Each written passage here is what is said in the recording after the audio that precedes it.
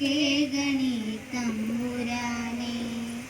നിത്യവും സത്യമായി ഞങ്ങൾ സഞ്ചാരത്ത് നിഴലായി നിൽക്കുന്ന ജഗദീശ്വര, അറിവിൻ കളങ്ങളും അറിവിൻ കളങ്ങളും അടിയങ്ങൾ കേകണി തമ്പുരാനെ.